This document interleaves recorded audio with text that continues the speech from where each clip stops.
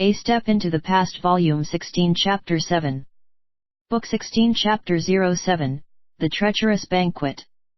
Xiang Xiaolong and Li Yuan left a little earlier and met on a side street to exchange updates. The two of them ensconced themselves in a horse carriage. Li Yuan asked, "What did Empress Dowager want of you?" Xiang Xiaolong warily peered out the window, and casually said, "Empress Dowager wanted me to kill Li Chuan, Li Ling, and Lord Chun Shen." Li Yuan's spirits rose, saying, "Did she really say that?" Xiang Xiaolong smiled faintly and said, "Why would I lie to you? Why does she hate Lord Chun Shen so?" Li Yuan sighed forlornly and said, "She hates all men who have sullied her body. This includes King Zai. Xiang Xiaolong asked, "Any updates on your end?" Li Yuan replied, "It appears that Lord Chun Shen merely intends to use a duel to deal damage to us. This is because the guests tonight include all the senior officials, foreign dignitaries, and even some vassal lords themselves. No matter how reckless Lord Chun Shen and Li Chuan are, they will not dare to attack us openly with their hundreds of people." Xiang Xiaolong asked somberly, "Is the Yelang King in the guest list?" Li Yuan replied, "I did not see his name. This does not mean he won't be there though. Lord Chun Shen must know how easy it is for me get a copy of his guest list." Xiang Xiaolong said in a deadpan, "I intend to determine victory or defeat with Lord Chun Shen and Li Chuan at this banquet. We will not get another chance. If I am not mistaken, Lord Chun Shen will rise in revolt tomorrow morning when Doji's troops are in position. Attacking from within and without, they will use overwhelming force to subdue Shaochun. The inner city guards falling into your hands was a bitter blow to them. This banquet is meant to detain us along with the most influential people in Shaochun. Cut off from the outside, we will not be able to make any countervailing moves. This gives them great tactical advantage." Li Yuan frantically said, "But Lord Chun Shen has 3,000 family warriors while we have a mere 60 men. Worse, some of our men will be left out in the front lawn. If we start fighting, we would be lucky to escape with our lives. How would we be able to kill the enemy?" Xiang Xiaolong smiled and said, "To shoot a person first shoot the horse. To catch the thieves first catch the king, ringleader. Has Brother Li heard of these two sayings?" Li Yuan repeated the words twice to himself before his eyes gleamed, demonstrating his understanding. Xiang Xiaolong said, "I almost forgot the crucial point. Is Tiandan on the guest list?" Li Yuan shook his head and said, "I was just coming to this. Tiandan has vanished after having breakfast with Lord Chun Shen this morning. I think he may have slipped away from Shaochun." Xiang Xiaolong's heart sank. He said vexedly, "If he did leave, he should have been spotted by the city guards. Why haven't you received any news?" Li Yuan said in exasperation, "With Doji making the arrangements, even Wu Zhan would have found it hard to investigate. It is a simple matter for them to sneak Tiandan out of Shaochun under cover." Xiang Xiaolong said with determination, "With this, it is even more important for us to make a move. The only way we can determine Tiandan's whereabouts is to force it out of Lord Chun Shen." Li Yuan understood his intent. If Tiandan is already on his way to Qi, Xiang Xiaolong would need to settle the matter with Lord Chun Shen as quickly as possible and then double up to give chase. Heaving a sigh, he said, "Brother Xiang has neglected his own matters because of me.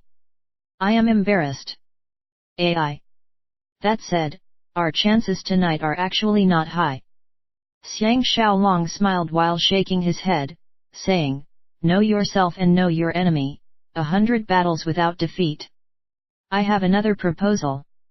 Brother Li might as well substitute all his personal guards for my men. As long as Lord Chun Shen does not know that we are carrying crossbows, our chances will increase to 70%. This is known as lengthening oneself to shorten the enemy.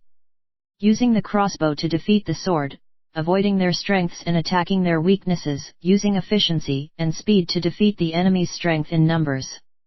Li Yuan exclaimed, "Even if Sun Wu were to come back to life, he would find it difficult to defeat Brother Xiang's clever stratagems. Xiang Xiaolong chuckled in his heart.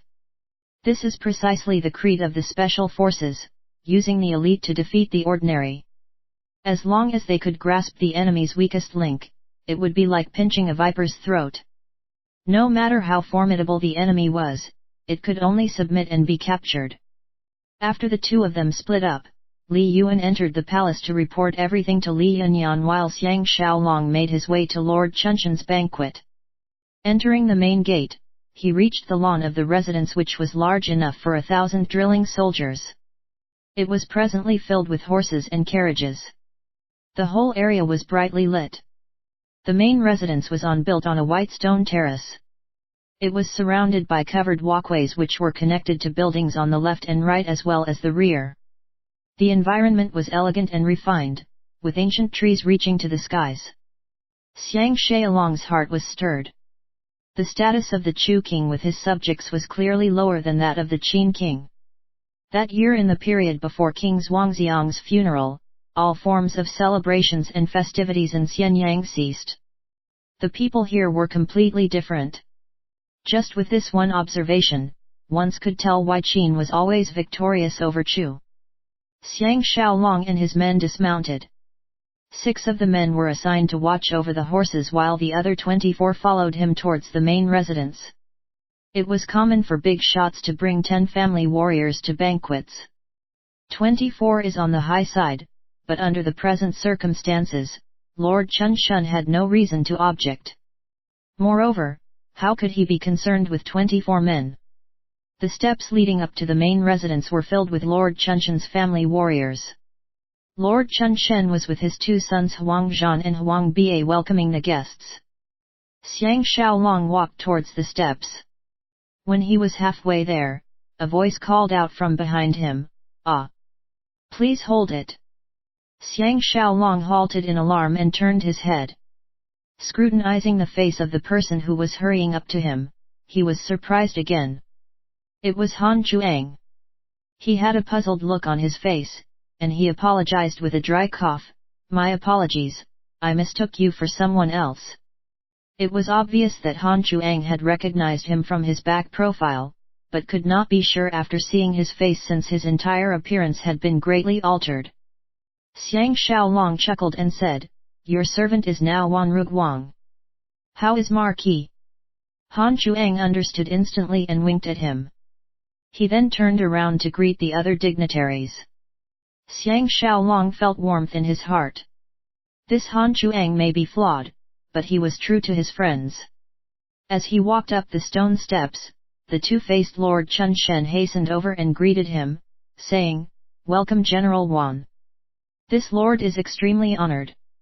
Why isn't the Dian princess and the little crown prince, of Dian, here?" Xiang Xiaolong observed the formalities, returned the greeting and said apologetically, "The little majesty is unwell.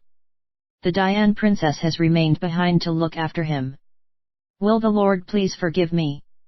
Lord Chunshan hurriedly said, "I'll dispatch people immediately to diagnose and treat the little crown prince, of Dian. Once the precious medicine arrives, the ailment will be cured." Xiang Xiaolong swept his eyes over Huang Zhan, Huang Ba, and family warriors who were all glaring fiercely at him. He chuckled in his heart and thought, "No matter how sharp your eyes are, you can never imagine that there is such a thing as a collapsible crossbow that can be hidden in one's trouser legs. This the advantage of high technology." He replied, "I appreciate the Lord's good intentions. The little majesty has just taken his medicine. If he is not better tomorrow, we'll trouble the Lord to look into it."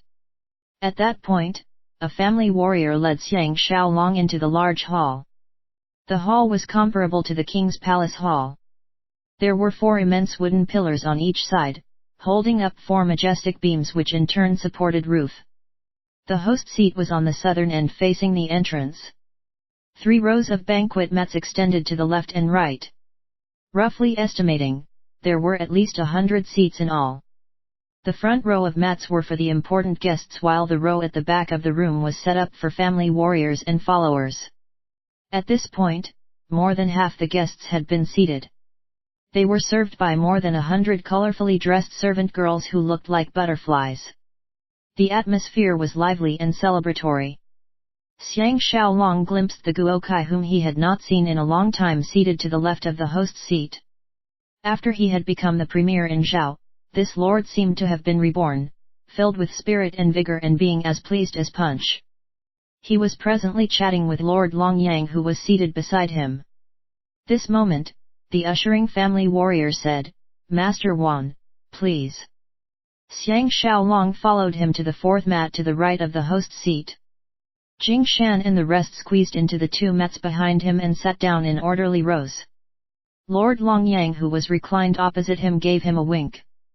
Guokai looked over and sized him up, but evidently did not recognize him as Xiang Xiaolong.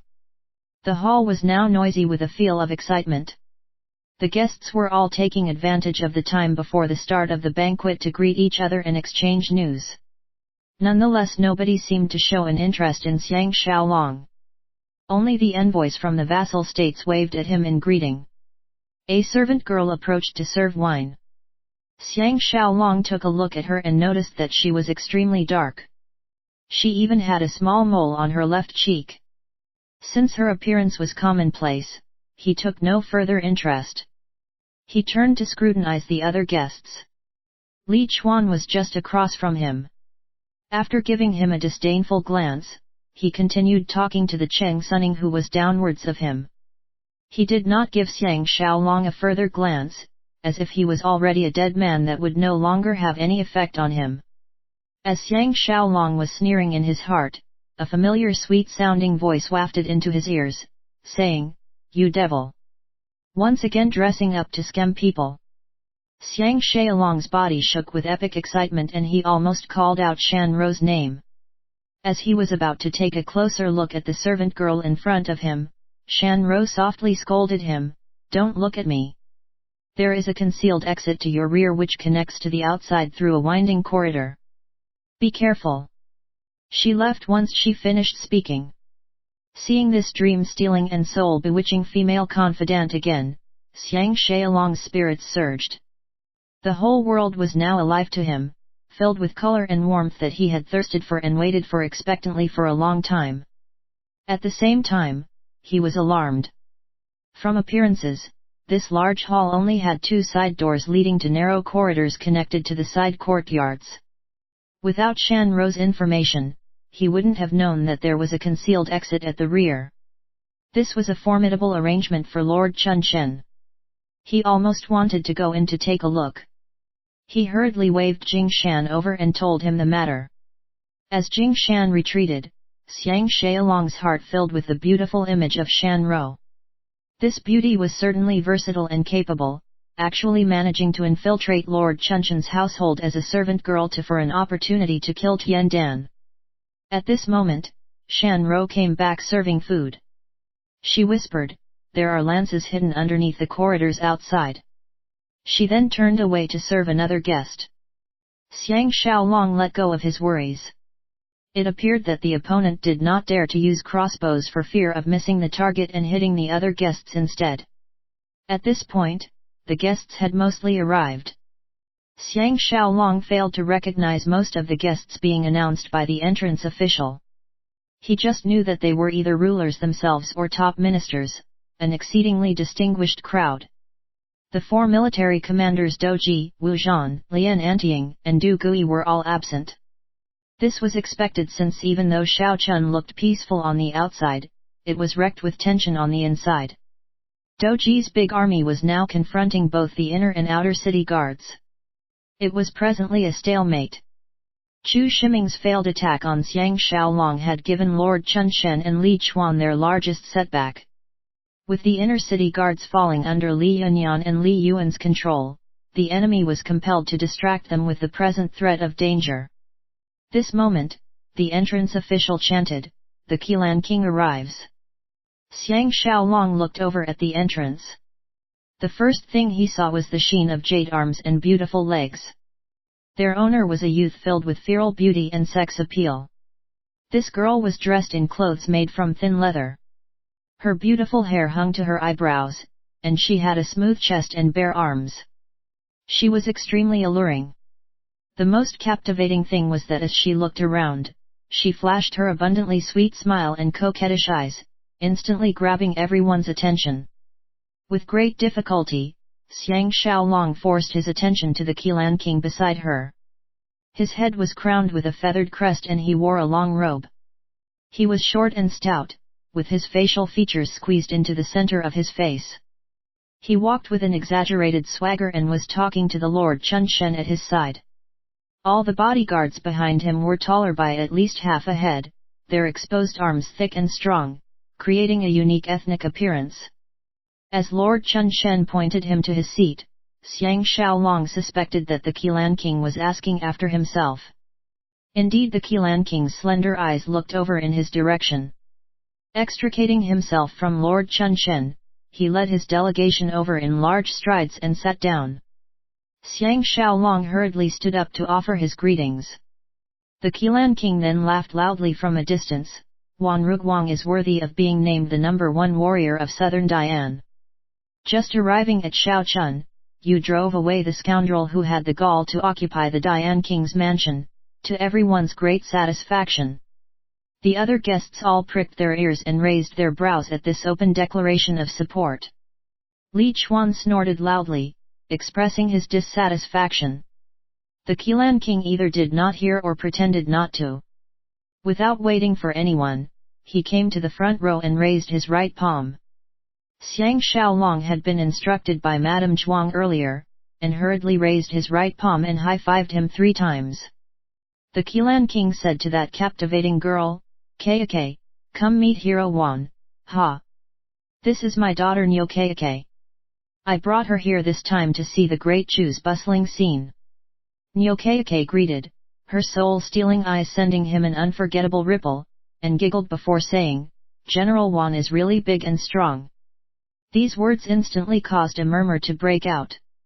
It was rare to see such a brazen and unrestrained girl being so forward with a man she had just met. At this moment, Lord Chunshen hurried up and was about to lead him to a mat on the right of the host seat when the Qilan king pointed to the mat ahead of Xiang Xiaolong's and said, "I will take my seat here." A look of displeasure flashed across Lord Chunshen's eyes, but he could not object. Just as the bustle was resuming, the entrance official proclaimed, "The Yelang king arrives." The Qilan king leaned to one side with complete disregard to his bearing and spat out a glob of spittle with a pei sound, expressing his distaste at hearing the Yelang king's name. He then led the scorchingly hot Qilan princess Nyo Kake to the mat upwards of Xiang Xiaolong, openly proclaiming that he was standing in unity with the Wan Ruguang that Xiang Xiaolong was playing. Dispensing with propriety, he gave him several winks. After the Song courtesans had retreated, the Yelang king bellowed a long laugh, looked at Xiang Xiaolong with his ferocious eyes, and raised his cup, saying, "I'll first toast General Wan a cup, then inquire on one matter. General Wan, please advise." Xiang Xiaolong exchanged a glance with Li Yuan, both knowing that the show was about to start. Nonetheless, they would let the enemy make the first move.